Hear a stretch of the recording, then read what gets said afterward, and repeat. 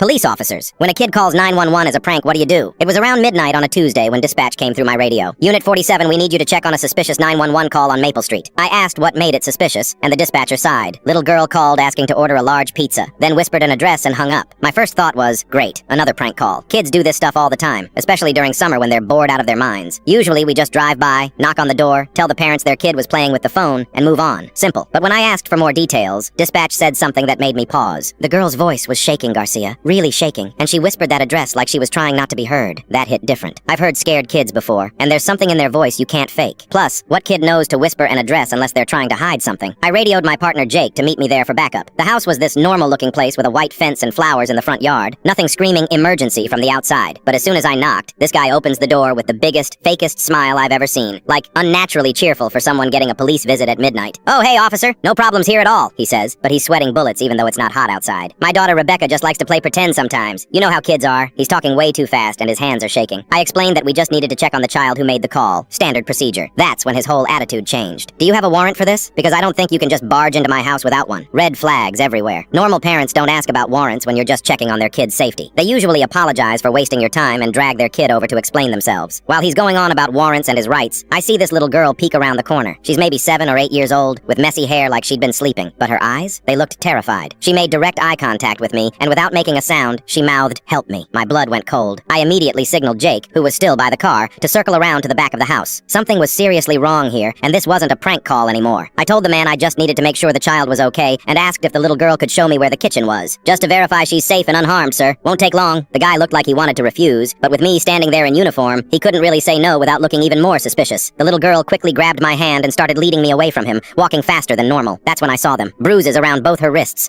like someone had grabbed her too hard. Fresh ones, too. Dark purple and yellow. My heart started pounding because I knew exactly what this meant. I radioed for immediate backup and told Jake to secure the back exit. The man realized what was happening and started getting aggressive, yelling about how this was harassment, and he was going to sue the department. But the little girl whispered to me, "My mom's in the bedroom. She's hurt bad. He won't let us leave and he took our phones." She was so brave, this tiny kid, trying to explain everything while staying quiet so he wouldn't hear. We detained the guy right there in the hallway. Turns out, him and the girl's mom had been fighting for days after some domestic dispute escalated. He'd basically trapped them in the house, taken their phones, and was getting more violent each day. The smart little girl had seen some TV show where someone ordered pizza as a code for help. She waited until he fell asleep, snuck into the kitchen, and used the landline to call 911. But when the operator answered saying 911, "What's your emergency?" she panicked and just said the first thing that came to mind about ordering pizza. We found her mom locked in the bedroom with a black eye and bruises on her arms. She was so relieved when we got there, she just started crying and hugging her daughter. Both of them kept thanking me over and over. The guy got arrested for false imprisonment, domestic violence, and child endangerment. The mom and daughter got medical care, and we connected them with a domestic violence shelter where they could stay safely.